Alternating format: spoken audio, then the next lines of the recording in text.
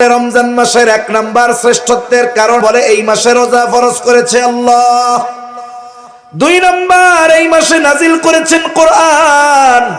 তিন নাম্বার এই মাসেই আছে হাজার মাসের চাইতে উত্তম এমন এক রাত লাইলাতুল কদর। চার নাম্বার নবীজি সাল্লাল্লাহু আলাইহি ওয়াসাল্লাম জানায় দেন অন্যান্য মাসের চাইতে রমজান শ্রেষ্ঠ কেন। নবীজি বলেন ইদা দাখালা রমাদান, যখন রমজান মাস চলে আসে নবীজি বলেন ফুত্তিহাত আবওয়াবুল জান্নাহ, আল্লাহ তাআলা জান্নাতের দরজাগুলো খুলে দেয়। আর এক বর্ণনায় আসছে ফুত্তিহাত আবওয়াবুস সামা, আসমানের দরজাগুলো খুলে দেওয়া হয়। আর এক বর্ণনায় আসছে ফুত্তিহাত আবওয়াবুর রহমাহ, আল্লাহ তাআলা রমজান মাসে রহমতের দরজাগুলো খুলে দেয়। এরপরে আসছে অগুল্লিকাত আবওয়াবুল জাহিম, জাহান্নামের দরজাগুলোকে বন্ধ করে দেওয়া হয়। ওয়া সুলসিলাতিশ শায়াতিন, এবং শয়তানকে এই মাসে শিকলে আবদ্ধ করে ফেলা হয়। তাহলে রমজান মাস বছরের শ্রেষ্ঠ মাস, শ্রেষ্ঠত্বের কয়েকটা কারণ আমরা জানলাম। এখন এই মাসে আমাদের করণীয় কি আছে? শাহরু রমাদান আল্লাযী উনজিলা ফীহিল কুরআন হুদাল লিন-নাসি ওয়া বায়িনাতিম মিনাল হুদা ওয়াল ফুরকান ফামান শাহিদা মিনকুমুশ শাহরা ফালইয়াসুম। আল্লাহ তাআলা কোরআনুল কারীমের মধ্যে জানায়া দেন রমজান মাস, এই মাসে আল্লাহ নাজিল করেছেন কোরআন। কোরআন হলো মানব জাতির জন্য হেদায়েত, সত্য মিথ্যার পার্থক্যকারী হলো এই কোরআন। এই মাসেই আল্লাহ নাজিল করেছেন। সাথে সাথে আল্লাহ তাআলা বলেন ফামান শাহিদা মিনকুমুশ শাহরা ফালইয়াসুম, যারা এই মাস পাবে তারা যেন এই মাসে রোজা রাখে। তাহলে এই মাসের শ্রেষ্ঠত্বের একটি কারণ, এই মাসে আল্লাহ রোজা ফরজ করেছে। কি ফরজ করেছে জোরে বলেন, আরো জোরে বলেন, কি ফরজ করেছে? রোজা। কথা কি বুঝেন? কষ্ট হয় না তো? আল্লাহ রাব্বুল আলামিন এই মাসে রোজা ফরজ করেছেন। রোজা কি? বলে রোজা হলো ইসলামের অন্যতম একটি ভিত্তি। রাসূলুল্লাহ সাল্লাল্লাহু আলাইহি ওয়াসাল্লাম বলেন বুনিয়াল ইসলামু আলা খামস, শাহাদাতি আল্লা ইলাহা ইল্লাল্লাহ ওয়া আন্না মুহাম্মাদার রাসূলুল্লাহ ওয়া ইকামিস সালাতি ওয়া ইতাইজ যাকাত ওয়াল হজ্জি ওয়া সাওমি রমাদান। রাসূলুল্লাহ সাল্লাল্লাহু আলাইহি ওয়াসাল্লাম বলেন ইসলামের ভিত্তি হলো পাঁচটি। এক নাম্বার এই কথার সাক্ষ্য দেওয়া আল্লাহ ইলাহা ইল্লাল্লাহ, আল্লাহ ছাড়া কোনো ইলাহা নাই। মুহাম্মাদুর রাসূলুল্লাহ সাল্লাল্লাহু আলাইহি ওয়াসাল্লামের রিসালাতের ব্যাপারে সাক্ষ্য দেওয়া আল্লাহ ছাড়া ইলাহা নাই। ওয়া আশহাদু আন্না মুহাম্মাদার রাসূলুল্লাহ, আমি আরো সাক্ষ্য দিচ্ছি যে মুহাম্মদ সাল্লাল্লাহু আলাইহি ওয়াসাল্লাম আল্লাহ তাআলার রাসূল। দুই নাম্বার ওয়া ইকামিস সালাহ, নামাজ কায়েম করা। তিন নাম্বার ওয়া ইতাইজ যাকাহ, যার উপরে যাকাত ফরজ হয়েছে যাকাত প্রদান করা। ওয়াল হজ, যার উপরে হজ ফরজ হয়েছে হজ করা। ওয়া সাওমি রমাদান, রমজান মাসে রোজা রাখা। এখন এই রমজান মাসে রোজা রাখবে কে? যে সুস্থ প্রাপ্তবয়স্ক বা বয়স্কা, সাথে সাথে যে মুসাফির নয়, মুকিম, যার বয়স হয়ে গেছে, যিনি অসুস্থ নয় এবং যিনি মুসাফির নয়, এই ধরনের মানুষ যারা, তারা রোজা রাখবে। এখন রোজা রাখার জন্য কয় বছর বয়স হওয়া লাগবে? আমাদের দেশে তো বলে 18 বছরের আগে নাকি সব শিশু। ছেলে মেয়ে বালেগ হয় কত বছরে? আমাদের দেশের সরকারি হিসাব বলে 18 বছর পর্যন্ত শিশু। এক্ষেত্রে এই হিসাবকে সামনে রাখা যাবে না, বরং দেখতে হবে ইসলাম কি বলেছে, ঠিক কিনা? রাসূলুল্লাহ সাল্লাল্লাহু আলাইহি ওয়াসাল্লাম জানায় দেন, আহাদুল বুলুগ, বালেগ হওয়ার সর্বশেষ সময় সীমা হলো চন্দ্র মাসের 15 মাস, চন্দ্র মাসের 15 বছর, মানে চন্দ্র বছর হিসাবে, চন্দ্র তারিখ হিসাবে 15 বছর। এই হিসাবে ইংরেজি তারিখে হয় 14 বছর 7 মাস। এর আগেও হতে পারে, 12 বছরে হতে পারে, 11 বছরে হতে পারে, 13 বছরে হতে পারে, 14 বছরেও হতে পারে।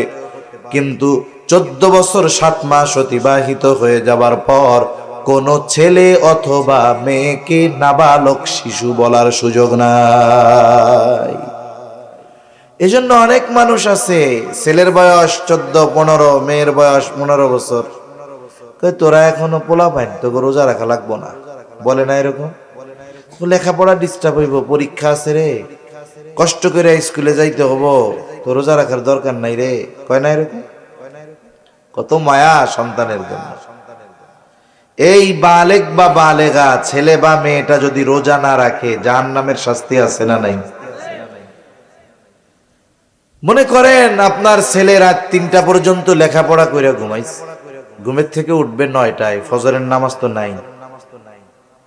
এখন যদি সকাল 6টার সময় বাড়িতে আগুন লাগে, কি করবেন? আপনি কি বলবেন নাকি যে ছেলে তো 9টার আগে ঘুম থেকে ওঠে না, আগুন লেগে পুইড়া ঘর ছাই হয়ে যাক, কিন্তু পোলারে ডাক দেওয়া যাবে না, এমন করবেন? প্রয়োজনে নিজে পুড়ে হলেও আগুন থেকে আপনি বাচ্চাটারে বাঁচানোর চেষ্টা করবেন। আবার দেখেন আপনার সন্তান প্রাপ্তবয়স্ক হয়ে গেছে, নামাজ পড়ে না, রোজা রাখে না, নামাজ রোজা যদি না করে তার জাহান্নামের আগুনে পোড়া লাগবে। কিন্তু আপনি আপনার প্রাপ্তবয়স্ক সন্তানকে রোজা রাখান না, নামাজ পড়ান না, কেন? বলে কষ্ট হয়ে যাবে। ঘুম থেকে ডাক দেয় না কেন? বলে ফজরের নামাজের জন্য ডাক দেয় না কেন? 3টায় ঘুমাইছে, কষ্ট হয়ে যাবে আমার ছেলেটা। কেমন যেন এটা মোহাব্বত নয়, কেমন যেন নিজের হাতে নিজের সন্তানকে জাহান্নামের আগুনে দিয়ে দেওয়া। আপনি আজকে এটারে মোহাব্বত বলতেছেন, কিয়ামতের দিন ও যখন আল্লাহ না করুক যদি জাহান্নামী হয়, ও আপনার ব্যাপারে আল্লাহর কাছে অভিযোগ দায়ের করবে। ও বলবে, রব্বানা ইন্না আতা'না সাদাতানা ওয়া কুবারানা ফাআযাল্লুনা আস-সাবিলা। বলবে, ও রব, ইন্না আতা'না সাদাতানা ওয়া কুবারানা, আমরা আমাদের বড়দের অনুসরণ করেছি, নেতাদের অনুসরণ করেছি, আমাদের অভিভাবকদের অনুসরণ করেছি। ফাআযাল্লুনা আস-সাবিলা, তারাই আমাদেরকে পথভ্রষ্ট করেছে, তাদের কারণে আজকে আমরা জাহান্নামী হয়েছি। আল্লাহ তাআলার কাছে তারা বলবে, রব্বানা আতিহিম যিফাইনি মিনাল আযাবি ওয়ালআনহুম লা'নান কাবীরা। যেই সন্তানকে রোজা রাখতে দেন নাই, স্বাস্থ্য নষ্ট হয়ে যাবে এটা চিন্তা করে, যেই মেয়েকে রোজা রাখতে দেন নাই, স্বাস্থ্য নষ্ট হয়ে যাবে এই চিন্তা করে, যেই ছেলেকে নামাজের জন্য ডাকেন নাই, তার কষ্ট হবে এই জন্য, ওই সন্তান আল্লাহ না করুক যদি জাহান্নামী হয়, কিয়ামতের দিন আল্লাহর কাছে ওই অভিভাবকের ব্যাপারে অভিযোগ দায়ের করবে, বলবো ওনার কারণে জাহান্নামী হয়েছে। যখন গ্রামে মারামারি হয়, আপনাদের অঞ্চলে মারামারি টারামারি হয় নাকি? গ্যাঞ্জাম হয় না মাঝে মধ্যে? 2টা দল থাকে না? গ্রামের মধ্যেও আছে, 2 দল মারামারি লাগে, 2 দলের লিডার ঢাকা বসে আরাম করে, কিন্তু পাবলিকে দিক দিয়ে মাথা ফাটায় ফেলে, মানুষ মেরে ফেলে। এখন গ্রামের মারামারির মধ্যে যেই দলের লোক মরে, এই দলের পাল্লা ভারী হয়ে যায়। কেন? বিপক্ষের 14 গোষ্ঠী ধরে মামলা দিয়ে দিত। এখন মারামারি যে লাগছে, এক পক্ষের লোক আর এক পক্ষের লোকরে মেরে ফেলছে। যেই পক্ষ মারছে ওই পক্ষের লিডার মারামারি যে লাগছে সে জানেও না, কিন্তু বিপক্ষ দল যখন মামলা দিবে 1 নম্বর আসামি কে কন্ত? কেডা কয় না? লিডারে তো জানেও না, অথচ ঢাকা বৈশা রইছে, সে জানেই না গ্যাঞ্জাম লাগছে, কিন্তু মামলা 1 নম্বরে তার নাম। কেন? বলে উনি হলো ওই দলের অভিভাবক, এজন্যই উনি 1 নম্বর আসামি। এজন্য উনি কয় নম্বর আসামি? 1 নম্বর আসামি। কিয়ামতের দিনও আমার আপনার অধীনস্থরা জাহান্নামী হওয়ার কারণে অভিযোগ দায়ের করবে আমাদের বিপক্ষে। আবার দেখেন, 1 নাম্বার আসামি উনি, শাস্তি যদি হয় 1 নম্বরে ওনার হবে। অনুরূপভাবে অভিভাবকের ব্যাপারে যদি অধীনস্থরা আল্লাহর কাছে অভিযোগ দায়ের করে যে আমি তো নামাজি না, ও তো সাক্ষী দিবে যে আমি তো মারছিলাম, আমার লিডার কইছে লাইগা, বলবে না এরকম? ও দোষ দিবে অভিভাবকের। অভিভাবক অপরাধ না করেও 1 নম্বর অপরাধী। এজন্য মনে রাখতে হবে, অধীনস্থদের কারণে অভিভাবক কিয়ামতের দিন ধরা পড়ে যাবে। এই যে মোহাব্বত, নামাজ পড়লে রোজা রাখলে কষ্ট হবে, এই মোহাব্বত নয়। এই মোহাব্বত হলো নিজের পায়ে নিজে কুড়াল মারা, ঠিক কিনা বলেন? সন্তানটাও জাহান্নামে যাবে, এই মায়া যে দেখাবে তার জন্য জাহান্নামে যাওয়া লাগতে পারে। এজন্য প্রাপ্তবয়স্ক ছেলে হোক আর মেয়ে হোক, আমরা তাদেরকে রোজা রাখাবো ইনশাআল্লাহ, নিজেরাও রাখবো। তাহলে রমজান মাস 1 নম্বরে শ্রেষ্ঠ মাস হওয়ার কারণ হলো এই মাসে আল্লাহ রোজা ফরজ করেছেন, যা ইসলামের অন্যতম একটি ভিত্তি। 2 নাম্বার, এই মাস শ্রেষ্ঠ হওয়ার কারণ বলে এই মাসে আল্লাহ তাআলা কোরআনুল কারীম নাজিল করেছে।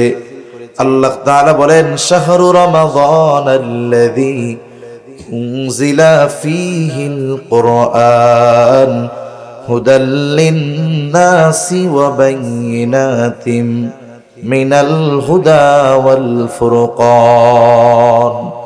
আল্লাহ তাআলা বলেন, শাহরু রমাদান, রমজান মাস, আল্লাযী উনজিলা ফীহিল কুরআন, যেই মাসে আল্লাহ নাজিল করেছেন কোরআন। এই কোরআন হুদাল লিন-নাস, মানুষের জন্য হেদায়েত, ওয়া বাইয়িনাতিম মিনাল হুদা ওয়াল ফুরকান, এই কোরআন হলো সত্য মিথ্যার মধ্যে পার্থক্যকারী, এজন্য কোরআন হলো ফুরকান। আল্লাহ তাআলা আরেক জায়গায়, অনেক জায়গায় বলেছেন কোরআন হলো হুদাল লিল মুত্তাকিন, মুত্তাকিনদের জন্য হেদায়েত। আবার আল্লাহ এই জায়গায় বললেন হুদাল লিন-নাস, গোটা মানব জাতির জন্য হেদায়েত। বলে মানব জাতির মধ্যে মুসলিম আছে, অমুসলিম আছে, নাস্তিক আছে, আস্তিক আছে, আছে না নাই? বলে মানব জাতির জন্য হেদায়েত কেন?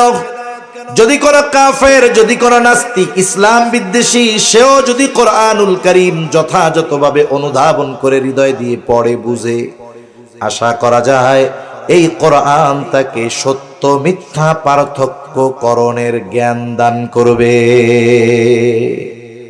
কোরআন যদি যথাযথভাবে সে অনুধাবন করে, তাহলে এই কোরআনের মাধ্যমে কোনটা হক, কোনটা বাতিল, কোনটা সত্য, কোনটা মিথ্যা, এই কোরআন তাকে সেই সত্য মিথ্যার পার্থক্য করার যোগ্যতা দিয়ে দিবে। এজন্য কোরআন হুদাল লিন-নাস। এজন্য এই পৃথিবীতে অনেক মানুষ যারা অমুসলিম, যারা নাস্তিক, কিন্তু এরা কোরআন তিলাওয়াত করে, কোরআন বুঝে পড়ে, এই মানুষগুলো কোরআনের ছোঁয়ায় ঈমানের মতো দৌলত অর্জন করতে পেরেছে। সুবহানাল্লাহ। তাহলে আল্লাহ তাআলা এই মাসে নাজিল করেছেন কোরআন। 3 নাম্বার কারণ, এই মাসেই আছে লাইলাতুল কদর, যেটা 1000 মাসের চাইতে উত্তম। আল্লাহ তাআলা বলেন, ইন্না আনজালনাহু ফি লাইলাতিল কদর ওয়া মা আদরাকা মা লাইলাতুল কদর লাইলাতুল কদরি খায়রুম মিন আলফি শাহর। আল্লাহ তাআলা বলেন, আমি ইন্না আনজালনাহু ফি লাইলাতিল কদর, আমি কদরের রজনীতে নাজিল করেছি এই কোরআন। ইন্না আনজালনাহু আই ইন্না আনজালনাল কুরআনা ফি লাইলাতিল কদর, আমি কদরের রজনীতে কোরআন নাজিল করেছি। ওয়া মা আদরাকা মা লাইলাতুল কদর, আপনি কি জানেন লাইলাতুল কদর কি?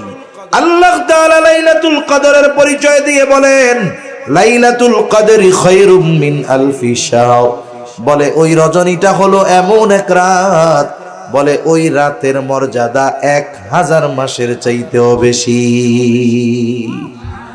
1000 রাতের চাইতেও উত্তম এই একটা রজনী। এটা আছে কোন মাসে? জোরে কোন। খিদা লাগছে আপনাকে? তাকবীর দেন, নারায়ে তাকবীর, আরো জোরে নারায়ে তাকবীর। তাহলে এই লাইলাতুল কদর কোন মাসে আছে? রমজান মাস। লাইলাতুল কদরে মানে এই রাতে আল্লাহ কি নাজিল করছে? কোরআন। তাহলে রমজান মাসের 1 নাম্বার শ্রেষ্ঠত্বের কারণ, 1 নাম্বার বলে এই মাসে রোজা ফরজ করেছে আল্লাহ। 2 নাম্বার এই মাসে নাজিল করেছেন কোরআন। 3 নাম্বার এই মাসেই আছে 1000 মাসের চাইতে উত্তম এমন এক রাত লাইলাতুল কদর। 4 নাম্বার নবীজি সাল্লাল্লাহু আলাইহি ওয়াসাল্লাম জানায় দেন অন্যান্য মাসের চাইতে রমজান শ্রেষ্ঠ কেন?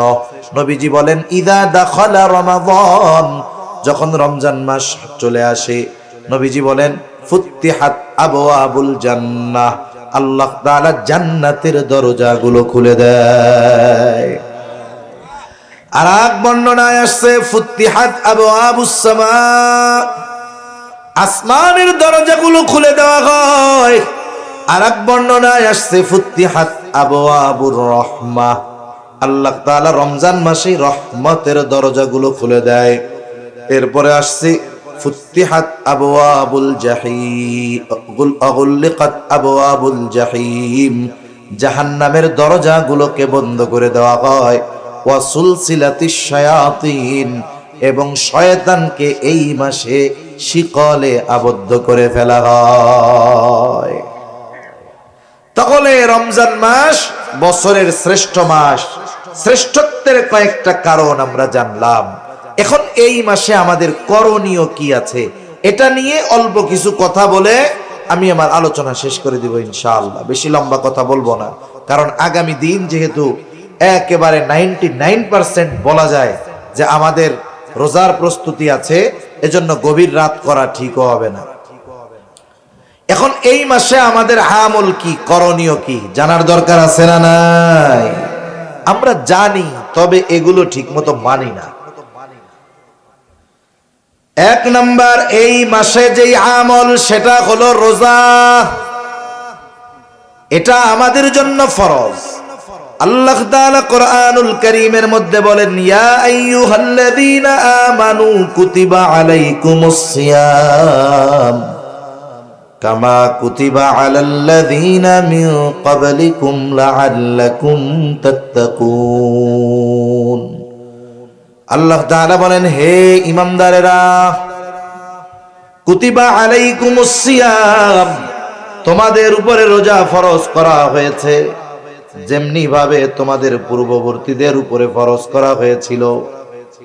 আল্লাহ তাআলা রোজা ফরজের ঘোষণা দিয়েছেন, সাথে সাথে বান্দা যেন চিন্তা না করে কেমন করে রোজা রাখবো। এই জন্য আল্লাহ তাআলা বান্দাকে জানায় দেন, বান্দা এই রোজা শুধু তোমাদের উপরে ফরজ করা হয়েছে এমনটা নয়, বরং তোমাদের পূর্ববর্তীদের উপরেও রোজা ফরজ করা হয়েছিল।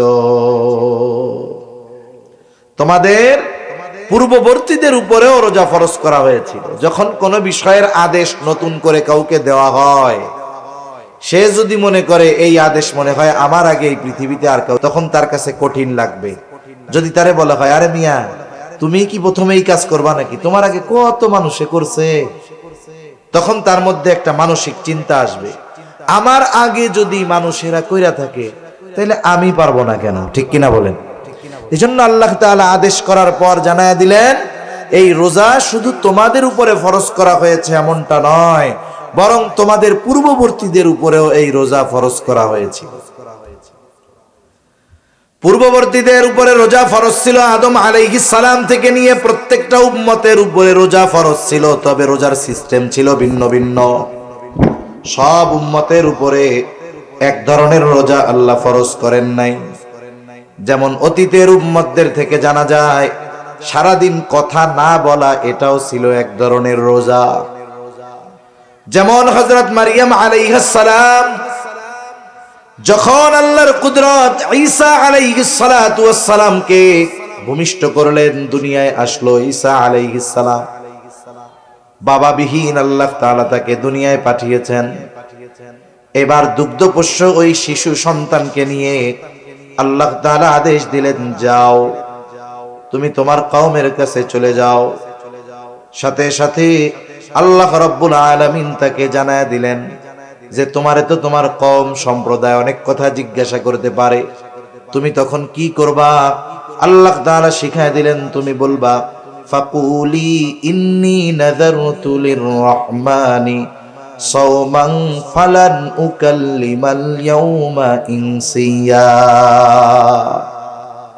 যখন আসছে নিয়া, বিবাহ শাদী হয় নাই, কোলে বাচ্চা, স্বাভাবিক মানুষেরা তো খারাপ বলতেছে, জিজ্ঞাসা করতেছে পোলা কার, এই কার।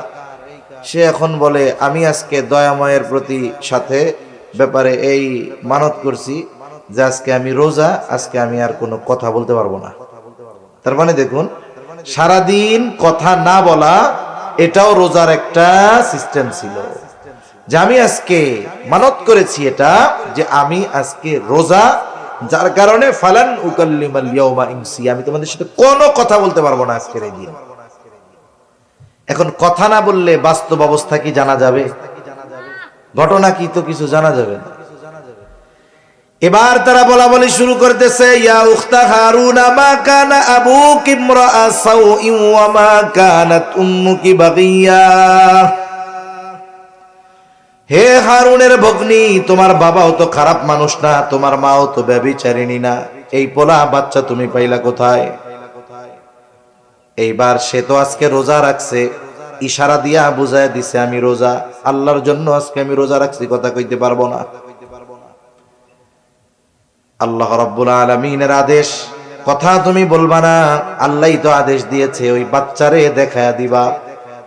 ওরা যখন এই কথা বলতেছে, মারিয়াম আলাইহিস সালাম ঈসা আলাইহিস সালামের দিকে ইশারা করে দিছে, আমি তো কথা বলতে পারবো না, এর জিগাও।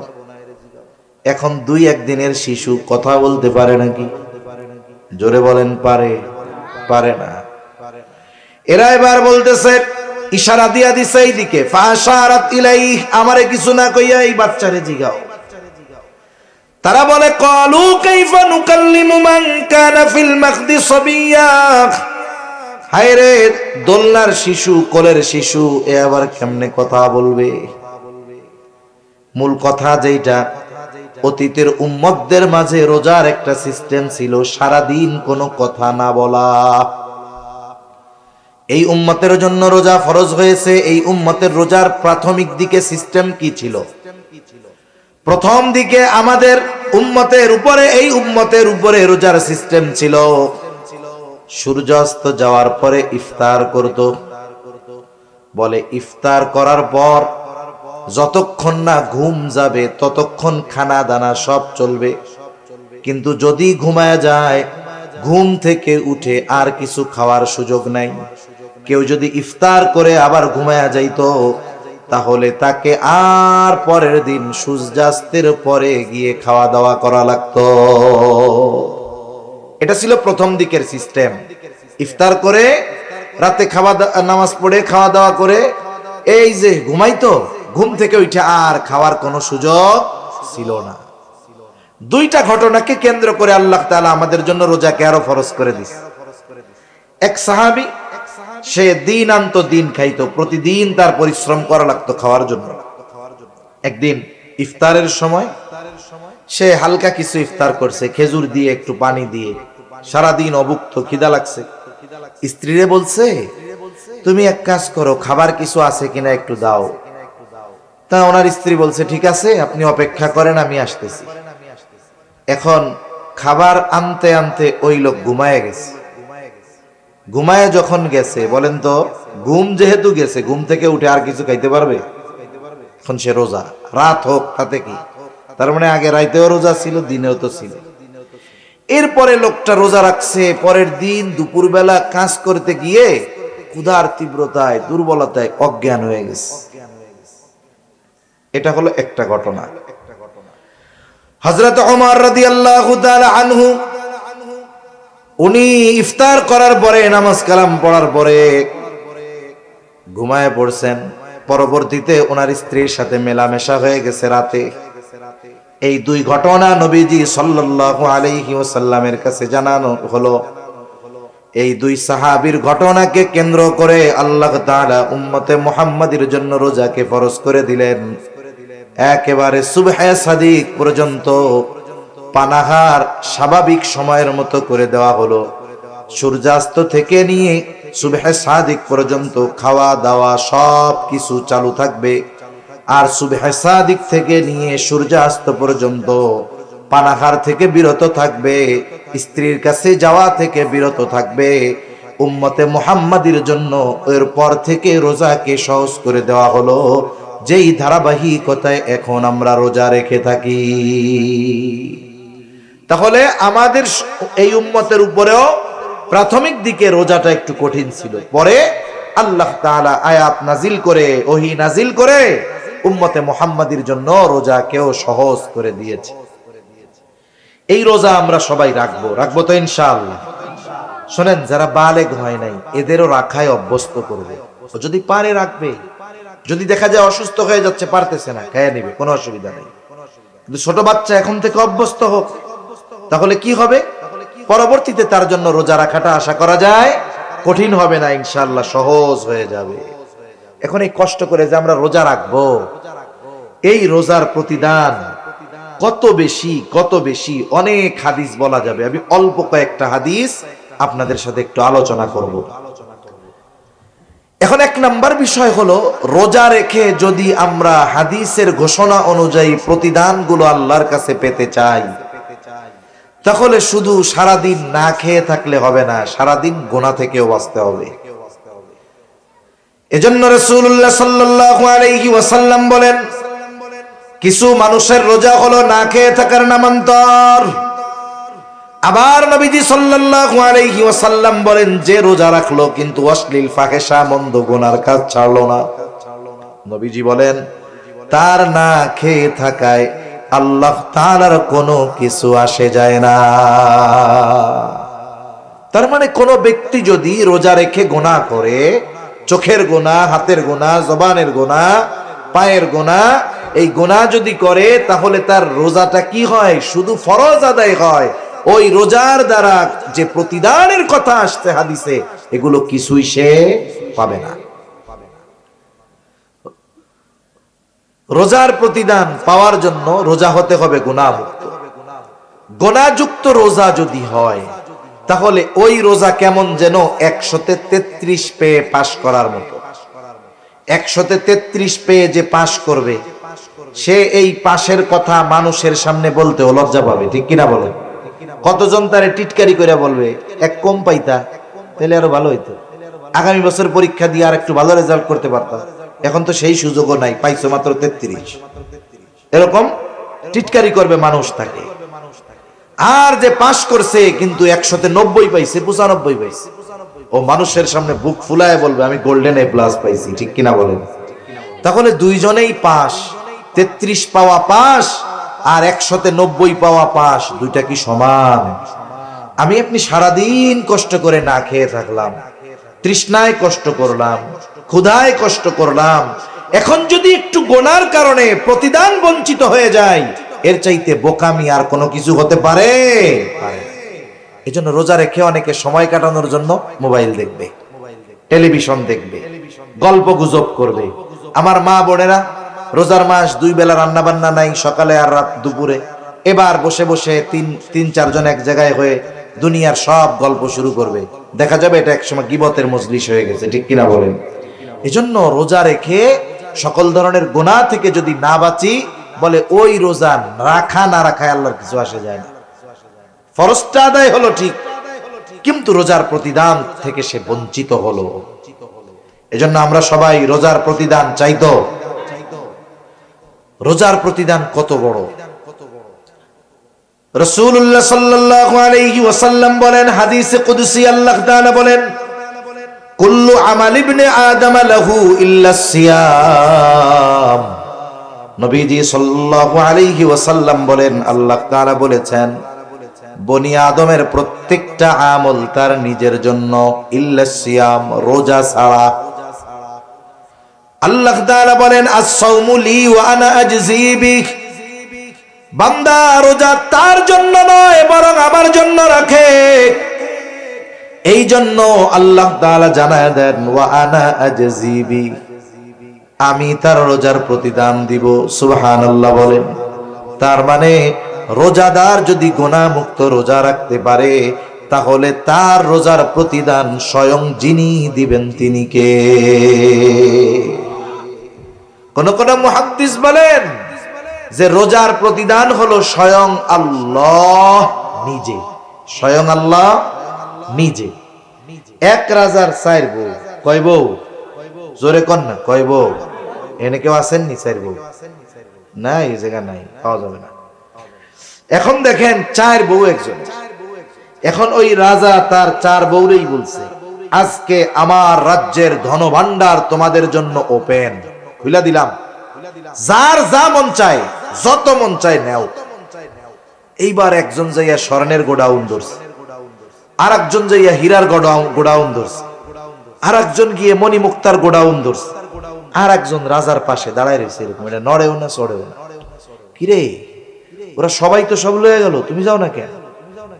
বলে আমার কিছু লাগবে না, আমার আপনারে লাগবে। কারে লাগবে? জোরে কন। আমার কিছু লাগবে না, আমার আপনারে লাগবে। কেন? ইমাম গাজ্জালী রাহমাতুল্লাহি আলাইহি কিমিয়ায়ে সাআদাত কিতাবের মধ্যে বলেন, মান লাহুল মাওলা ফালাহুল কুল। হায়রে, বলে যার মাওলা যার, বলে সব কিছুই তো তার। বলে রাজা আমার কিছু লাগবে না, আমার আপনাকে লাগবে। আপনাকে যদি আমি পেয়ে যাই, সবকিছুই আমার হয়ে যাবে। কেমন যেন রোজাদার, প্রকৃত রোজাদার আল্লাহকে পেয়ে যাবে, যে তার রোজার বিনিময় হবে রব। সে আল্লাহর কাছে যা মন চায় তা চাইতে পারবে, আল্লাহ তাআলা তাকে তাই দিবে। সুবহানাল্লাহ। এজন্য বলেন রোজার প্রতিদান স্বয়ং আল্লাহ নিজে। সুবহানাল্লাহ। আবার আল্লাহ রাব্বুল আলামিনের নবী জানায় দেন, যারা দুনিয়ায় আল্লাহর জন্য পিপাসিত থাকবে, তৃষ্ণায় বুকের ছাতি ফেটে যায়, তাও পানি আছে ঘরে, ফ্রিজে, জগে, কলে, সব জায়গায় পানি আছে, কেউ দেখে না। শুধুমাত্র চিন্তা করে পানি পান করলে কেউ না দেখলেও কে দেখবে? জোরে বলেন। এই চিন্তায় আল্লাহর জন্য যারা পিপাসায় কষ্ট করে, তৃষ্ণার্ত থাকে, নবীজি জানায়া দেন আল্লাহ তাআলা ওই মানুষগুলাকে কিয়ামতের দিন নিজে পানি পান করাবে। দুনিয়ার গরমের তৃষ্ণায় কষ্ট বেশি না আখিরাতে কষ্ট বেশি হবে? ওই দিন আল্লাহ তাআলা যারা দুনিয়ায় আল্লাহর জন্য তৃষ্ণায় কষ্ট করেছে, আল্লাহ তাআলা ওই দিন তাদেরকে স্বয়ং নিজে পানি পান করাবে। আবার রোজাদার আল্লাহ তাআলার কাছে কত প্রিয়। রাসূল আকরাম সাল্লাল্লাহু আলাইহি ওয়াসাল্লাম বলেন, লা খুলুফু ফামিস সাইমি আতয়াবু ইনদাল্লাহি তাআলা মির রিহিল মিস্ক। রোজাদার রোজা রাখার কারণে পাকস্থলীতে দীর্ঘ সময় পানি যায় না, খাবার যায় না, যার কারণে পাকস্থলী শুকনা হয়ে যায়। এই কারণে একটা গন্ধ আসে মুখ দিয়া। নবীজি সাল্লাল্লাহু আলাইহি ওয়াসাল্লাম বলেন, রোজাদারের রোজা রাখার কারণে তার মুখে যেই গন্ধ হয়, আল্লাহ তাআলার কাছে রোজাদারের এই মুখের গন্ধটা মেশক আম্বরের চাইতে বেশি প্রিয়। রোজাদারের প্রতি আল্লাহর ভালোবাসা এটার দ্বারা বোঝা যায় যে তার পাকস্থলী খালি, গন্ধ হয় মুখ দিয়ে। মানুষ যদি মানুষের সাথে কথা বলে, যদি গন্ধ আসে, দূরে সরে যায়। কিন্তু রোজাদার রোজা রাখার কারণে যেই গন্ধ হয়, এটা আল্লাহর কাছে অপ্রিয় নয়। এর দ্বারা রোজাদার আল্লাহর কাছে কত প্রিয়, এটা মোটামুটি অনুধাবন করা যায়। এখন যদি ওই মুখ দিয়ে আমি আপনি গীবত করি, গীবত বুঝেন? একজনের অনুপস্থিতিতে তার দোষ ত্রুটি চর্চা করা, আলোচনা করা, মজা নেওয়ার জন্য, তার সংশোধনের জন্য নয়, শুধুমাত্র মজা নেওয়ার জন্য, তাকে হেয় করার জন্য। যেই দোষটা তার মধ্যে আছে, তার অনুপস্থিতিতে যদি আলোচনা করা হয় মজা নেওয়ার জন্য, তাহলে এটা হলো গীবত। গীবত এটা মৃত ভাইয়ের গোশত খাওয়ার চাইতেও জঘন্য, নাউজুবিল্লাহ বলে। এজন্য আমাদের সমাজে গীবত এটা হয়ে গেছে ঘি ভাতের মতো। কি ভাতের মতো? ঘি ভাতের মতো। মসজিদের মধ্যেও গীবত আছে না নাই? মসজিদের মধ্যে আল্লাহর ঘরে যাইয়াও গীবত করে। যে কোনো মজলিসে 2-4 জন এক জায়গায় বসলেই আর একজনের নামে গীবত শুরু হয়ে যায়। অথচ আল্লাহ রাব্বুল আলামিন বলেন ওয়ালা ইয়াগতাব বা'দুকুম বা'দা আইয়ুহিব্বু আহাদুকুম আন ইয়াকুলা লাহমা আখিহি মাইতান ফাকারিহতুমুহ। আল্লাহ তাআলা বলেন তোমরা পরস্পর পরস্পরের গীবত করো না। আইয়ুহিব্বু আহাদুকুম, তোমাদের মধ্যে কেউ কি এটা পছন্দ করো, আন ইয়াকুলা লাহমা আখিহি মাইতা, মৃত ভাইয়ের গোশত খাওয়া তোমাদের মধ্যে কেউ কি পছন্দ করো? আল্লাহ বলেন ফাকারিহতুমুহ, মৃত ভাইয়ের গোশত খাওয়া তোমরা অপছন্দ করো। অথচ গীবত করার মাধ্যমে কেমন যেন সে মৃত ভাইয়ের গোশত খায়। এজন্য গীবত যদি করি, গুনাহ চর্চা যদি করি, তাহলে তো গাল দিয়া ওই গন্ধ না, বাইরবে পচা গোশতের গন্ধ। ঠিক কিনা বলেন? রোজাদারদের স্পেশালিটি কি? রোজাদারদের সম্মান কত আখিরাতে, কিয়ামতে? নবীজি সাল্লাল্লাহু আলাইহি ওয়াসাল্লাম বলেন ইন্না ফিল জান্নাতি বাবান ইউকালু লাহুর রায়্যান। নবীজি সাল্লাল্লাহু আলাইহি ওয়াসাল্লাম বলেন জান্নাতের একটা দরজা আছে, সেই দরজার নাম হলো রায়্যান। ওই দরজা দিয়ে কিয়ামতের দিন রোজাদারেরা প্রবেশ করবে। রোজাদার ব্যতীত অন্য কেউ ওই দরজা দিয়ে প্রবেশ করতে পারবে না। এটা রোজাদারদের জন্য আলাদা এক সম্মাননা, সম্মান। ফেরেশতারা আহ্বান করবে ফাআইনাস সাইমুন, কোথায় রোজাদারেরা, কোথায়? এবার রোজাদারেরা আসবে, ঢুকবে, এরপরে বন্ধ করে দেওয়া হবে। রোজাদারেরা ঢোকা শেষ, আর একটা ব্যক্তিকেও এই দরজা দিয়ে ঢুকতে দেওয়া হবে না। এই যে রোজা রাখতেছি, এটা জাহান্নাম থেকে বাঁচার ঢাল হচ্ছে। শত্রুর অস্ত্রের আঘাত থেকে যেমন ঢালের মাধ্যমে, তীর বর্ষা তলোয়ারের আঘাত থেকে মানুষ নিজেরা রক্ষা করে যুদ্ধের ময়দানে, অনুরূপ ভাবে রোজা হবে তার জাহান্নামের আগুন থেকে বাঁচার ঢাল। আস-সাওমু জুন্নাতুন, রোজা হলো ঢাল স্বরূপ। কিন্তু নবীজি জানায়া দেন গুনার মাধ্যমে, পাপের মাধ্যমে এই ঢালকে আমরা নষ্ট করে ফেলতেছি। এজন্য গুনাহ মুক্ত রোজা হবে আমাদের, বলেন ইনশাআল্লাহ। আল্লাহ তৌফিক দান করেন। আমি যদি রোজা যথাযথভাবে রাখি, এই রোজা কিয়ামতের দিন আমার আপনার জন্য সুপারিশ করবে। সুবহানাল্লাহ বলেন। হাদিসের মধ্যে আসছে নবীজি সাল্লাল্লাহু আলাইহি ওয়াসাল্লাম বলেন আস-সিয়ামু ওয়াল কুরআন ইয়াশফাআন লিল আবদি ইয়াওমাল কিয়ামাহ। সিয়াম এবং কোরআন কিয়ামতের দিন বান্দার জন্য আল্লাহর কাছে সুপারিশ করবে। সিয়াম বলবে আয় রব ইন্নী মানাতুহু আত-তাআমা ওয়াশ-শাহাওয়াতি বিন-নাহার ফাশাফি'নি ফীহি। আয় আল্লাহ, আমি তাকে দিনের বেলা পানাহার থেকে, স্ত্রীর কাছে যাওয়া থেকে বিরত রেখেছি, তার ব্যাপারে আপনি আমার সুপারিশ কবুল করেন। আবার কোরআন আল্লাহর কাছে বলবে আয় রব ইন্নী মানাতুহুন নাওমা বিল-লাইল, আমি তারে রাতে ঘুমানো থেকে বাধা প্রদান করেছি, ঘুমাইতে দেই নাই। সে আমাকে তিলাওয়াত করেছে, ফাশাফি'নি ফীহি, আপনি তার ব্যাপারে আমার সুপারিশ কবুল করেন। কোরআন আর রোজা সুপারিশ করবে। নবীজি সাল্লাল্লাহু আলাইহি ওয়াসাল্লাম বলেন ফায়ুশাফফাআন, আল্লাহ তাআলা ওই ব্যক্তির ব্যাপারে রোজা এবং কোরআনের সুপারিশ কবুল করবে। কিয়ামতের দিন বাপ চিনবে? জোরে বলেন, পরিচয় দিবে? গাড়ে ভাড়া দিয়ে জান্নাতে যাওয়ার চেষ্টা করব। এরকমও বলবে, তাফসীরের মধ্যে আসছে যে আল্লাহ সারা দুনিয়ার সব মানুষকে জাহান্নামে দিয়ে হলেও আমারে আপনি জান্নাত দিয়ে দেন। ওই দিন এই কোরআন, এই সিয়াম, রোজা আমার আপনার জন্য সুপারিশ করবে। এজন্য রমজান মাসে প্রথম আমল হলো যথাযথভাবে রোজা রাখা। কিভাবে রোজা রাখা বলেন? যথাযথভাবে।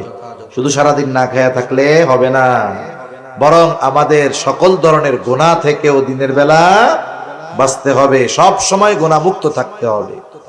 2 নম্বর আমল, রাসূলুল্লাহ সাল্লাল্লাহু আলাইহি ওয়াসাল্লাম রোজার ব্যাপারে বলেন মান সামা রমাদানা ঈমানান ওয়া ইহতিসাবা গুফিরা লাহু মা তাকদ্দামা মিন যামবি ওয়া মান ক্বামা রমাদানা ঈমানান ওয়া ইহতিসাবা গুফিরা লাহু মা তাকদ্দামা মিন যামবি নবীজি সাল্লাল্লাহু আলাইহি ওয়াসাল্লাম বলেন, যে ঈমানের সাথে সওয়াবের আশায় রমজান মাসে রোজা রাখে, আল্লাহ তাআলা তার বিগত জীবনের সব গুনাহগুলো মাফ করে দেয়। আবার যে ব্যক্তি রমজান মাসে ঈমানের সাথে সওয়াবের আশায় নামাজ পড়ে, মুফাসসিরিনে কেরাম বলেন তারাবির কথা, তারাবি পড়ে, আল্লাহ তাআলা তার বিগত জীবনের সব গুনাহগুলো মাফ করে দেয়। এখন এই তারাবি, এই তো কষ্ট আমাগো। আহা, অনেকে চিন্তা করতেছে রোজা তো রাখবো কষ্ট করে, বিকাল বেলা তো ইফতারটা ভালো করবো, তারাবি 20 রাকাত, উফ, এখনই কোমর ব্যথা, গিরা ব্যথা, ঠ্যাং ব্যথা শুরু হয়ে গেছে। এজন্য হাদিসের মধ্যে আসছে, রমজান মাস যখন আসে মুমিনের অন্তরের মধ্যে এক ধরনের প্রফুল্লতা কাজ করে। কেন? প্রকৃত ইমানদার চিন্তা করে, এই তো সুবর্ণ সুযোগ, আগামী 1 মাসের পাথেয় সংগ্রহ, 11 মাসের পাথেয় সংগ্রহ করা। মোবাইল চার্জ দেন 1 ঘন্টা, টিভেন 12 ঘন্টা, তাই না? কয় এই 1 মাস সে আমলের মাধ্যমে সামনের 11 মাসের পাথেয় সংগ্রহ করে নিবে। এজন্য তার আনন্দ লাগে, ইবাদতের মৌসুম। আর মুনাফিক যেগুলা রোজায় যেগুলা মনে করেন ওই ওয়াজে নাই, মাইকে শুনতেছে, যেই কইছি যে কালকে তো তারাবি শুরু, ওর চিন্তা শুরু হয়ে গেছে পরশুদিন তো আর দুপুরে রান্না হইব না। হ্যাঁ রে, পরশুদিন আর দুপুরে রান্না হবে না রে। আমার মা বোনরা এমনি যা করুক আর না করুক, রোজার মাসে রোজা ঠিক মতো রাখে, ঠিক কিনা বলেন? আর যদি খাইতে চায়, খাওয়ানোর কথা যদি কয়, একবারে সব ডিমিলে ধুইয়া দিব একবার। বুড়া বেটা হয়েছে, খাটাস, কবরের মধ্যে ঠ্যাং একটা গেছে, এখনো রোজা রাখে না, অথচ পোলাপান রোজা রাখতেছে। এখন ওনার টেনশন শুরু হয়ে গেছে, খাইতে হইব কই, কেমনে খামু, এই যে টেনশন শেষ। ওই তাড়াশ বাজারে দেয় সুন্দর মতো পদ্মা আছে, খাস পদ্মা, ওর মধ্যে যে খেয়ে টেয়া বাইরে বের আছে না নাই কোন? এজন্য যারা মুনাফিক, নবীজি সাল্লাল্লাহু আলাইহি ওয়াসাল্লাম বলেন, এই রোজা যখন আসে এটা তাদের জন্য কষ্টের কারণ হয়ে যায়। এখন এই যে রোজার মাস, তারাবি পড়তে হবে, আমাদের অনেকের চিন্তা শুরু হয়ে গেছে খতম তারাবি কেমনে পড়বো। আবার যদি খতম তারাবি পড়ে হাফেজ সাহেব, তাইলে অন্য মসজিদে কয় মিনিট হয় হিসাব করে, 8টায় শুরু করছে তারাবি, ও গো 8:30 শেষ, আমাকে 3 মিনিট বেশি লাগছে, 8:33। হাফেজ সাহেব এসে, হাফেজ সাহেব আমরা কিন্তু বাইরে যেতেছি, আমাকে 25 মিনিটে শেষ করা লাগবে, আছে না নাই কোন? আপনারা কে কইছে খতম তারাবি পড়তে? আপনি সূরা তারাবি পড়েন বাড়ি গিয়ে আস্তে আস্তে। হাফেজ সাহেব কোরআন তিলাওয়াত করবে, কয় মিনিট বেশি লাগে শুদ্ধভাবে পড়লে?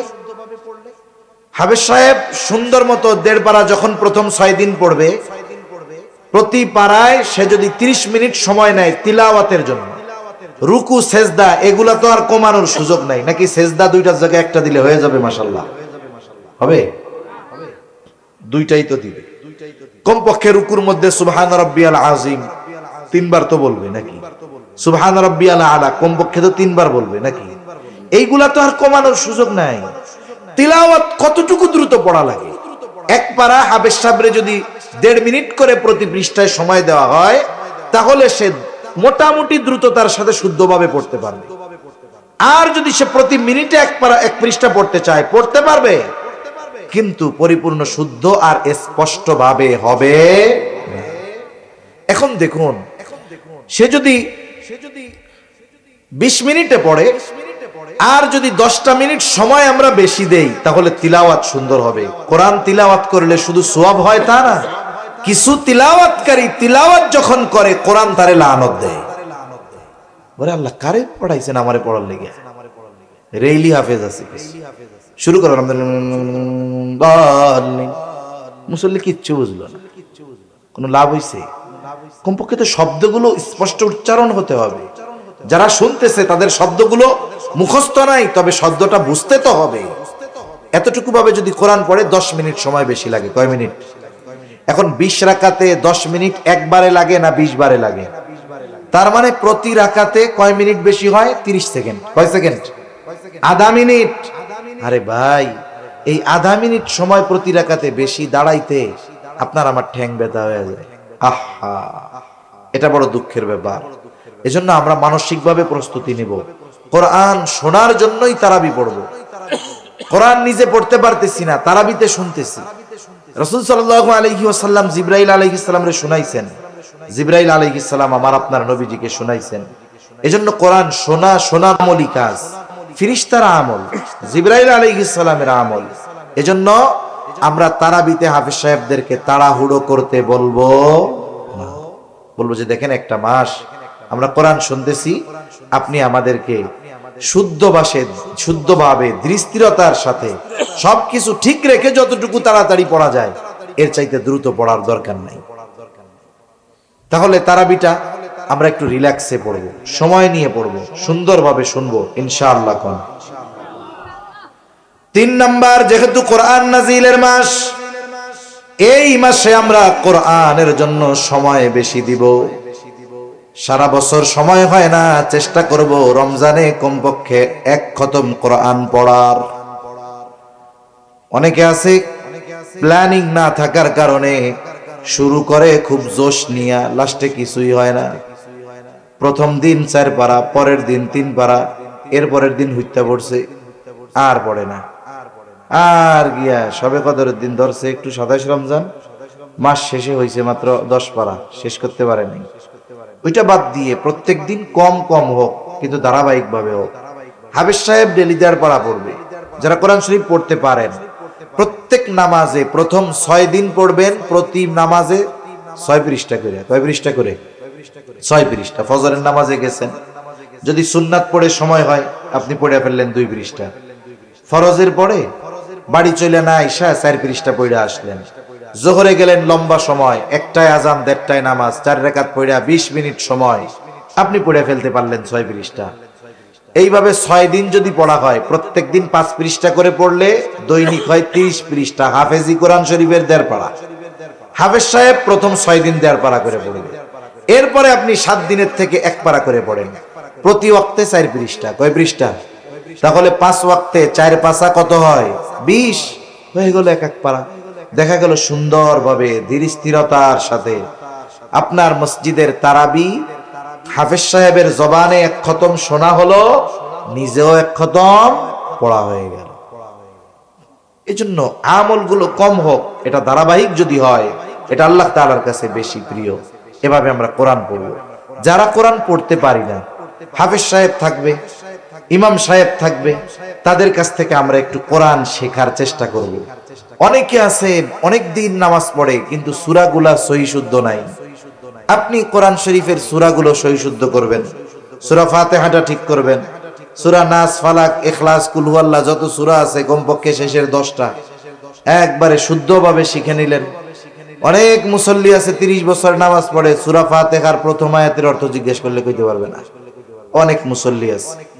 মারিফুল কোরআন আছে মসজিদে, একটু খুইলা অনুবাদটা দেখেন যে আল্লাহ কি বলছে, আলহামদুলিল্লাহি রাব্বিল আলামিন কি কইছে আল্লাহ এর মধ্যে। এগুলো একটু পড়েন, একটু ব্যাখ্যা পড়েন, দেখবেন এরপরে ইমামের পেছনে সূরা শুনতেন তিলাওয়াত ফাতিহা, আগে যেমন লাগতো, আপনি যখন অর্থ বুঝবেন, একটু ব্যাখ্যা জানা থাকবে, দেখবেন তখন আরো পড়তে শুনতে দুইটাই ভালো লাগতেছে। এজন্য কোরআনের সাথে একটু থাকা যাবে না ইনশাআল্লাহ। কত সওয়াব হবে কোরআন পড়লে জানেন? এক একটা অক্ষর পড়লে 10টা কইরা নেকি হয়। সুবহানাল্লাহ বলেন। রমজান মাসে সওয়াবের উপর এমনি সময় আল্লাহ 10 থেকে 700 গুণ বাড়ায়। রমজানে এটারে গুণ দিবেন আরো কমপক্ষে 70 দিয়া, কমপক্ষে 70 দিয়া। প্রথম কত? 10 থেকে 700 তো আল্লাহ এমনি টাইমে দেয়, আর রমজানে কমপক্ষে ওইগুলার সাথে গুণ হবে কত? 70। তাহলে একটা অক্ষর পড়লে কত সওয়াব? কোরআন শরীফ পড়া সওয়াব কামানো যায় সবচাইতে বেশি। এজন্য রাসূলুল্লাহ সাল্লাল্লাহু আলাইহি ওয়াসাল্লাম বলেন, মান ক্বারাআ হারফাম মিন কিতাবিল্লাহি ফালাহু হাসানাহ ওয়াল হাসানাতু বিআশরি আমসালিহা লা আকুলু আলিফ লাম মিম হারফুন বাল আলিফুন হারফুন ওয়া লামুন হারফুন ওয়া মিমুন হারফুন। নবীজি বলেন, মান ক্বারাআ হারফাম মিন কিতাবিল্লাহ, যে আল্লাহর কিতাব থেকে একটা অক্ষর তিলাওয়াত করে, ফালাহু হাসানাহ, তার জন্য একটি হাসানা, আর ওয়াল হাসানাতু বিআশরি আমসালিহা, এক হাসানাই হলো 10 নেকি। নবীজি বলেন, আমি এটা বলি না আলিফ লাম মিম এক হরফ, বরং আলিফ এক হরফ, লাম এক হরফ, মিম এক হরফ। তাহলে আলিফ লাম মিম যে পড়লো, 3 অক্ষর পড়লো, কম পক্ষে আল্লাহ সুবহানাহু ওয়া তাআলা তাকে 10টা কইরা নেকি দিবে। কম পক্ষে যদি এমনি সময় 10 হয়, রোজার মাসে গুণ দেন 10 গুণ 70, 70 10 কত কত হয়? 700। রোজার মাসে শুধু আলিফ পড়লে কমপক্ষে কত সওয়াব? 700। এরপরে তো আরো বাড়তে পারে, এরপরে বাড়তে পারে, ওটা হলো নিম্ন সওয়াব। আবার কোন কোন মুফাসসির বলেন আলিফ যে পড়বে, পড়লো আলিফ, কিন্তু আলিফ লেখলেও তো 3টা হরফ লাগছে, আলিফ লাম ফা। আপনারা আমি যদি বলি আলিফ লেখেন বানান কইরা, তাহলে আপনি এরকম লিখবেন না, তো আলিফ লাম ফা লিখবেন, তাই না? আলিফ এর মধ্যে তো 3টা হরফ আছে। এখন এইভাবে যদি ভাঙানো হয়, দেখা যায় একটা অক্ষর পড়লে হাজার হাজার নেকি হয়ে যায়। সুবহানাল্লাহ। এখন কইতে পারেন হুজুর আমি তো পড়তে পারি না, জিহ্বায় বাদে, কষ্ট হয়, তোতলাই আছে না, এরকম কষ্ট হয়। আয়েশা সিদ্দিকা রাদিয়াল্লাহু তাআলা আনহা বলেন, আল মাহিরু বিল কুরআন মাআল কিরামিল বারারাতিস সাফারা।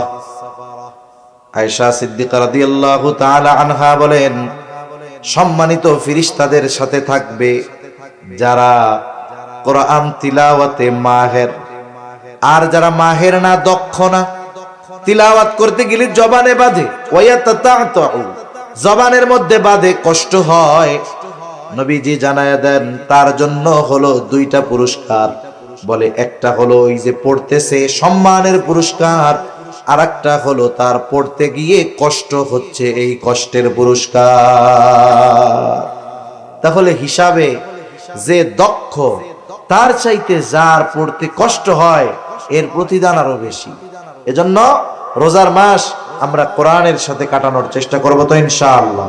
তাহলে 1 নাম্বার আমল রোজা রাখবো, 2 নাম্বার তারাবির নামাজ পড়বো, সাথে সাথে চেষ্টা করব যে সাহারির সময় যখন উঠি একটু আগে উঠে 2-4-6 রাকাত তাহাজ্জুদ পড়ে আল্লাহর কাছে একটু রোনাজারি করার, আল্লাহর কাছে চাওয়ার, এবং কোরআনের সাথে আমরা এই মাসে বেশি বেশি সম্পৃক্ত হব। কোরআন শিখবো, পড়বো, শুনবো, অন্যকে শোনাবো, বলেন ইনশাআল্লাহ। এরপরে এই মাসে দ্বীনি কাজে বেশি সহযোগিতা করব। রাসূল সাল্লাল্লাহু আলাইহি ওয়াসাল্লাম ছিলেন আজওয়াদান নাস, সবচাইতে বড় দানশীল। রোজার মাস আসলে ওনার দানশীলতার পরিমাণ আরো বেড়ে যেত। একেবারে বাতাসের ন্যায় তিনি দুহাত প্রসার করে দান করতেন, মানুষদেরকে দিতেন। নবীকে আমরা গরিব বলি, অনেকে বলে গরিব নবী, না, নবীজি গরিব ছিলেন না, গরিবী হালতকে নবীজি গ্রহণ করেছে। নবীজির কাছে অনেক সম্পদ আসতো নবীজির জন্য, নবীজি এগুলো মানুষকে দিয়ে দিতেন। একবার বাহরাইন থেকে নবীজি নামাজ পড়তেছেন মসজিদে, একেবারে বোঝাই বোঝাই নবীজির জন্য হাদিয়া আসছে, চাউল আটা গম এইগুলা না, যা আসছে স্বর্ণ, স্তূপ হয়ে গেছে স্বর্ণ অলংকারের।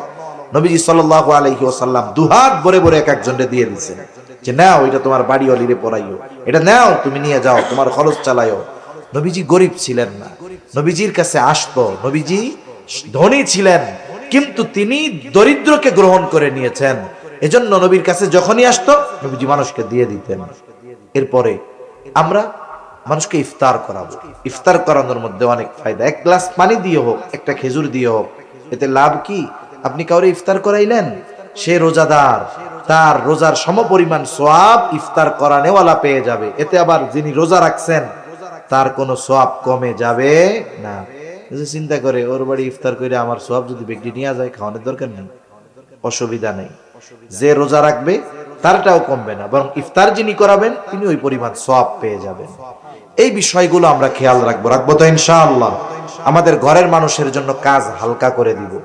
যদি কারো বাড়িতে কাজের লোক থাকে, আমরা তার কাজটাকে হালকা করে দেব রোজাকে কেন্দ্র করে। এইভাবে আমরা চেষ্টা করব আমাদের রমজান মাস অতিবাহিত করার। হতে পারে এই রমজান আমার আপনার জীবনের শেষ রোজা, ঠিক কিনা? হতে পারে কি পারে না? পারে। এজন্য রমজান মাস পেয়ে যে গুনাহ মাফ করাতে পারলো না, প্রসিদ্ধ এক হাদিস, নবীজি মেম্বারে উঠতেছিলেন, এক সিঁড়িতে উঠছেন আমিন, দ্বিতীয় সিঁড়িতে আমিন, তৃতীয় সিঁড়িতে আমিন। সাহাবায়ে কেরাম জিজ্ঞাসা করে, ইয়া রাসূলুল্লাহ সাল্লাল্লাহু আলাইহি ওয়াসাল্লাম, আপনি আমিন বললেন 3 বার, কিন্তু কি জন্য বললেন বুঝলাম না। নবীজি তখন 3টা কারণ বলছে। এর মধ্যে একটি কারণ হলো, যেই ব্যক্তি রমজান মাস পেল কিন্তু তার গুনাহ মাফ করাতে পারলো না, সে ধ্বংস হয়ে যাক। দোয়া করছে রুহুল আমিন, আর আমিন বলছে রহমাতুল লিল আলামিন। এই দোয়া কবুল হইছে, কোনো সন্দেহ আছে? কোনো সন্দেহ নাই। সেই রমজান আমাদের একেবারে নিকটবর্তী। এজন্য মা বোনদেরকেও বলবো, যারা আছেন শুনতেছেন, সবাইকে অনুরোধ করব, আর গাফলতির কোনো সুযোগ নাই। সর্বোচ্চ প্রস্তুতি নিয়ে আমরা আগামী রজনী হতে পারে রমজান মাস শুরু হয়ে যাবে। এই মাসটা যেন হেলায় খেলায় গোনায় আমাদের কেটে না যায়। এ মাসটা যেন ইবাদতময় হয়, এ মাসটা যেন কোরআনময় হয়, এ মাসে যেন মসজিদের সাথে আমার আপনার সম্পৃক্ততা বেশি থাকে। এই চেষ্টা আমরা করব তো ইনশাআল্লাহ। আল্লাহ তাআলা তৌফিক দান করেন। জবান খুলে বলি আমিন, আরো জোরে বলি আমিন। এখনই দোয়া করে দিব। দোয়ার আগে সর্বশেষ আল্লাহর ঘরের জন্য, আমার জন্য তো আর না, আল্লাহর ঘরের জন্য কেউ যদি আর কোনো কিছু দিতে চান, একটু মেহেরবানি করে বলেন। আল্লাহর ঘরের জন্য কেউ যদি কিছু আর দিতে চান, একটু মেহেরবানি করে বলেন, কেউ কিছু কি আর দিবেন কিনা। এটা প্রচেষ্টা করতেছে আল্লাহর ঘরের জন্য। রমজান মাস আসলে নবীজি দান করতেন।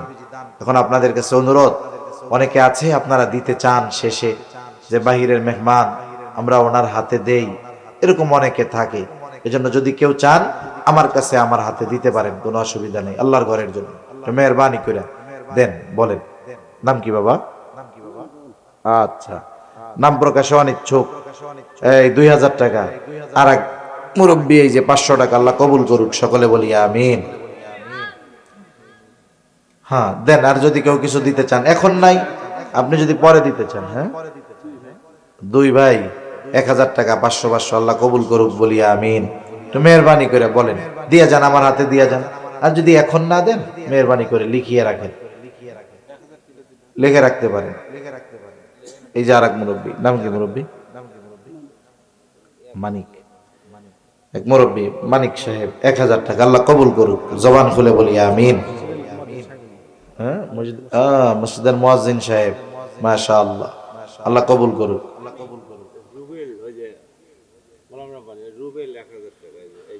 রুবেল 1000 টাকা, আল্লাহ কবুল করুক, বলি আমিন। এই যে ওনার এক ছোট বোন 500 টাকা, আল্লাহ কবুল করুক। আর নাম কি আপনার? মোহাম্মদ মুকুল হোসেন, 2000 টাকা, আল্লাহ কবুল করুক, সকলে বলি আমিন। তোমার নাম কি? তুমি দিছো? নাম কি কইলা? রিমান। আচ্ছা, রিমান দিছে 1580 টাকা, আল্লাহ কবুল করুক, বলি আমিন। নাম কি ভাইজান? জসমত ভাই, 2000 টাকা, আল্লাহ কবুল করুক। জোরে কন্যা আমিন। মুরব্বী নাম কি? নাম কি? আব্দুল করিম, নগদ 500 টাকা, 1 মণ দান, আল্লাহ কবুল করুক, বলি আমিন। এই যে এক যুবক ভাই মিজানুর রহমান, 1000 টাকা, আল্লাহ কবুল করুক, বলি আমিন। বলেন, আর কেউ আসেননি কোন? এখন যদি না থাকে আপনি ওই লেখায় রেখে দেন, পরে দিয়ে দিয়েন। মেহরবানি করে বলেন আর কিছু ভাই, দোয়া হয়ে যাবে এখনই, দেরি হবে না আর ইনশাআল্লাহ।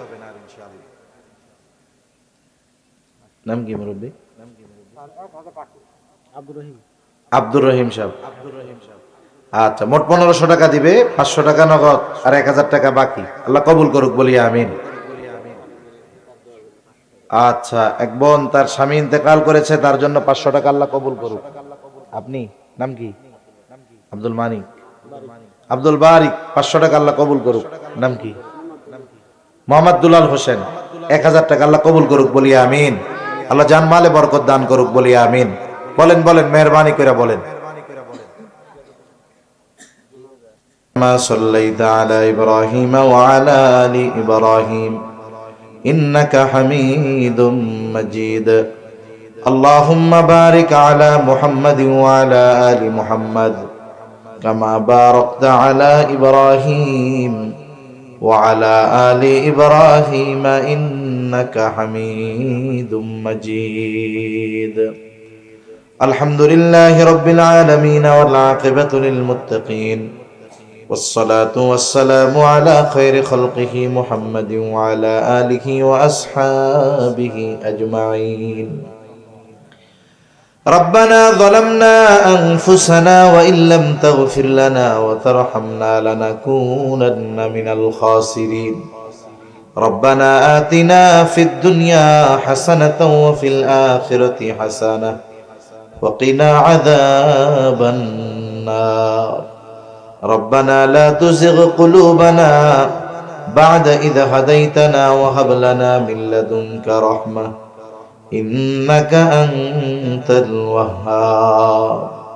রব্বুল আলামিন, সম্ভবত শাবানের একেবারে শেষ দিন, আয় আল্লাহ, রমজান মাস সামনে নিয়ে কিছু দিনই আলোচনা করার পর গুনাহ মাখা হাত আমরা তুলে ধরেছি। আল্লাহ রব্বুল আলামিন, যে যেখান থেকে হাত উঁচু করেছে আমাদের বিগত জীবনের সব ধরনের গুনাহগুলো মাফ করে দেন। আয় আল্লাহ, আমাদের আত্মীয় স্বজন যে যেখানে আছে মাফ করে দেন। যারা দুনিয়া ছেড়ে চলে গেছে মাফ করে কবরগুলো জান্নাতের টুকরো আপনি বানায়া দেন। আয় আল্লাহ, আশেপাশে যত কবরস্থান আছে, যত মুমিন মুমিনাত শহীদ আছে, আল্লাহ সকলের গুনাহগুলো মাফ করে কবর জান্নাতের টুকরো আপনি বানায়া দেন।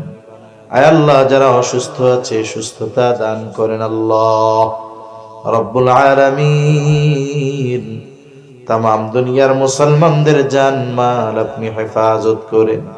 আয় আল্লাহ, জালেমদেরকে হেদায়েত দেন। হেদায়েত যদি না থাকে তাদের ব্যাপারে চূড়ান্ত ফয়সালা নেন। আমাদের একে অপরের প্রতি হৃদ্রতা, মোহাব্বত, ভালোবাসা আপনি বাড়ায়া দেন। লোভ, হিংসা, অহংকার মুক্ত হৃদয় দান করেন। আল্লাহ খাস করে আজকের এই মাহফিল আপনি কবুল আর মঞ্জুর করে নেন। আয় আল্লাহ, উলামায়ে কেরাম যত কিছু আলোচনা করেছে প্রয়োজনীয় কথাগুলো স্মরণ রেখে আমলের কথাগুলো আমল করবার তৌফিক দান করেন। রব্বুল আলামিন, মাহফিলকে এলাকার হেদায়েতের জরিয়া বানায়া দেন।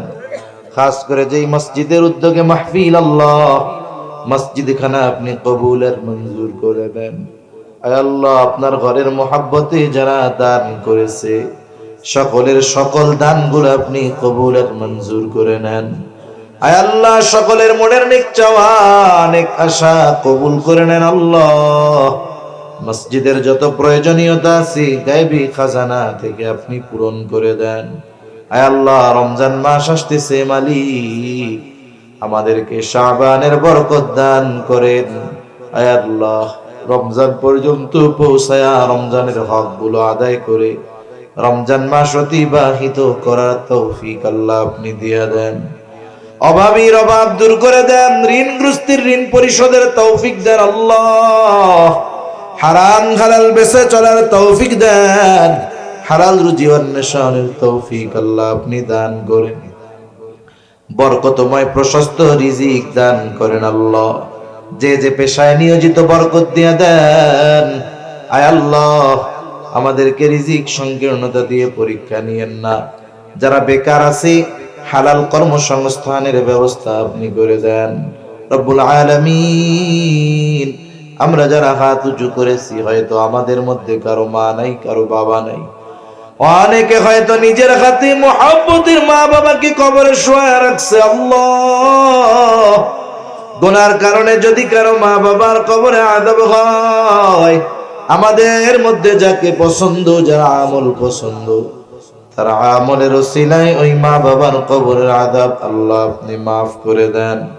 কবরগুলো জান্নাতের টুকরো বানায় দেন। কিয়ামতের দিন হিসাব সহজ করে জান্নাতের ব্যবস্থা আপনি করে দিন।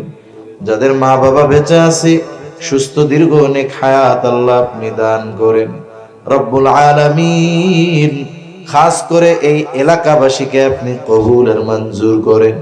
আয় আল্লাহ, আসমানি জমিনি সকল প্রকার বালা মুসিবত থেকে হেফাজত করেন। আল্লাহ তারা পরিশ্রমী মানুষ, রব্বুল আলামিন তাদের আপনি কবুল আর মঞ্জুর করে নেন। আয় আল্লাহ, মা বোনদের কবুল করেন, পর্দানিশীন বানায়া দেন। 5 ওয়াক্ত নামাজ যথাযথভাবে আদায় করার তৌফিক আল্লাহ আপনি দান করেন রব্বুল আলামিন। বেনামাজিদের নামাজি বানায় দেন, সুন্নাতবিহীন মানুষগুলোকে আপনি সুন্নাতওয়ালা বানায় দেন রব্বুল আলামিন। সকল প্রকার পাপাচার অনাচার থেকে বেঁচে থাকার তৌফিক দেন। আমাদের স্ত্রী সন্তান আমাদের জন্য চক্ষু শীতলকারী হিসেবে কবুল করে নেন। আল্লাহ সকলকে অর্থনৈতিক সচ্ছলতা, মানসিক প্রশান্তি, পারিবারিক শান্তি দান করেন রব্বুল আলামিন। এলাকার মধ্যে মিলে মিশে থাকার তৌফিক আল্লাহ আপনি দিয়ে দেন রব্বুল আলামিন। আমাদের সকলকে বারবার মক্কা মদিনা জিয়ারতের তৌফিক দান করেন। যারা এখন পর্যন্ত যেতে পারে নাই, জীবনে একবার হলেও তাদের যাওয়ার তৌফিক আল্লাহ আপনি দান করেন রব্বুল আলামিন। কার মনে কি চাওয়া জানি না, সকলের মনের নেক চাওয়া নেক আশা কবুল করে নেন আল্লাহ। আয় আল্লাহ, পরকালের ডাক কখন চলে আসে বলা যায় না। মালাকুল মউত যখন চলে আসবে, আপনি আমাদের সকলের জবানে তাওহীদের কালিমা নসিব করে দিয়ে। আল্লাহুম্মা ইন্না নাউযু বিকা মিনাল গাম্মি ওয়াল হাযান ওয়াল আজজি ওয়াল কাসাল ওয়াল জুবনি ওয়াল বুখল ওয়া গলা'id দাইন ওয়া গলাবাতির রিজাল। রব্বি জাআলনি মুকিমাস সালাতি ওয়া মিন যুররিয়্যতি রব্বানা ওয়া তাকাব্বাল দুআ। ربنا اغفر لي ولوالدي وللمؤمنين يوم يقوم الحساب. ربنا هب لنا من أزواجنا وذرياتنا قرة أعين وجعلنا للمتقين إماما. رب ارحمهما كما ربياني صغيرا. رب ارحمهما كما ربياني صغيرا. وصلى الله تعالى على خير خلقه محمد وعلى آله وأصحابه أجمعين. آمين برحمتك يا أرحم الراحمين.